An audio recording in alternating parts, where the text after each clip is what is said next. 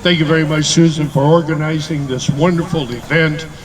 I'm going to be followed today by Dean Broyles and by Brad Dacus, whom I've known for a while. Is Brad here yet, or is he still limping his way here? He apparently sprained his ankle.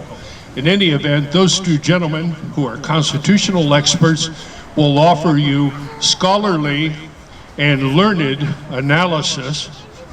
I'm setting you up, Dean. Okay, I promise you, Dean will be scholarly and constitutional lawyerly. They'll offer you a deeper analysis. Mine for today, for this brief 5 minutes I have, is going to focus on two things. How did we get here, and how in the world did we get out of where we are? I submit to you, ladies and gentlemen, that the tyranny that we're currently experiencing is not of recent origin. Our rights were gone a long time before they were actually taken. And now we're left here to beg for the return of our natural rights and as our rights as American citizens, guaranteed to us, not conferred by, but guaranteed to us by the Declaration of Independence and the Constitution of the United States of America. How did we get here? I submit to you that this problem began 100 years ago with the rise of the Leviathan state. And it began when we turned our children over to the government for compulsory schooling, supervised by the government. From that time forward, they would be manufacturing citizens that they wanted, children who would think and believe and act as the government wanted them to act rather than the parents. That was the first mistake that we made, was turning our children over to the government and expecting that this would not happen. For 100 years, generations of Americans have been taught to obey. And now we see how few of us are here today to protest the seizure of our rights. We stand here meek, wondering what we're going to do. How shall we return this? I submit to you, ladies and gentlemen, that just as our problems began 100 years ago, when we turned our children over to the government, our problems will not begin to be solved unless and until we take back our children, their hearts, their minds, the formation of their souls, and dare I say, our money.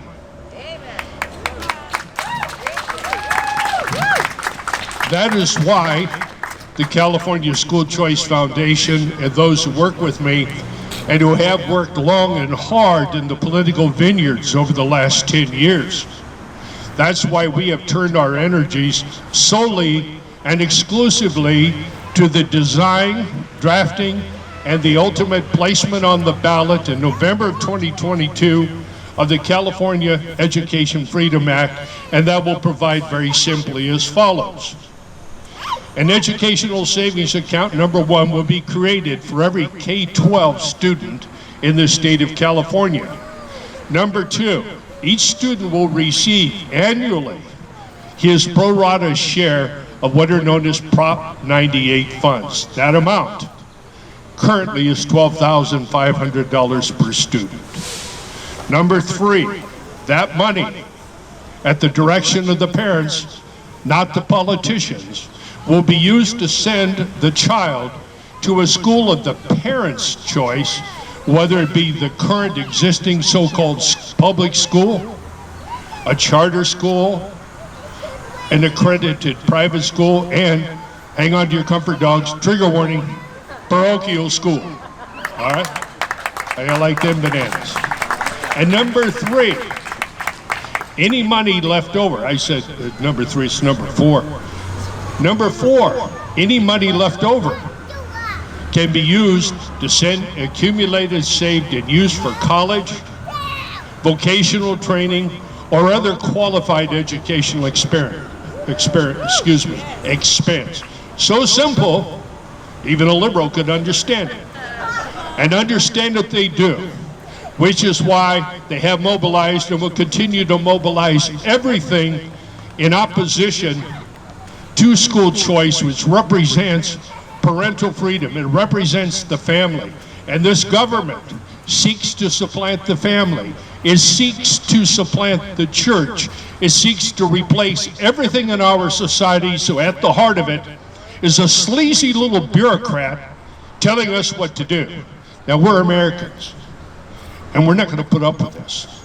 I know you're not going to put up with it, but we're going to have to mobilize people. And this begins by obeying the law, not by going into the streets with the Antifa punks. It wouldn't make a pimple on the backside of a Marine. We need to go to where it hurts the most, to our law. But we have, ladies and gentlemen, the crisis, the primary crisis we have is a crisis of citizenship. This problem is ours. This problem does not belong to the bishops. If you're sitting around waiting for our institutions to do it, it is not going to happen. Donald Trump, the rest of the political process, is not in itself a solution to the problem. The solution is right here. It's our citizenship, the existing framework that we have. We simply have to exercise our duties, both as citizens and as laymen. I can't emphasize enough that this job does not properly belong to the bishop.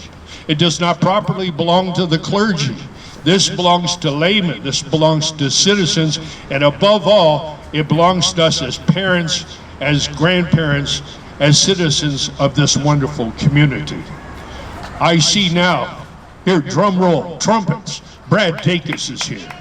All right, so you've come at just the right time. It's my 5 minutes up. I could go on so long, but I'm just a warm-up act for these two lawyers down here. So thank you so much for having me here. Denise Soto, where are you, dear? You around? I don't know, but she's going around with petitions. If you want to be in touch with us, you sign that. Thank you so much. God bless you. God bless America.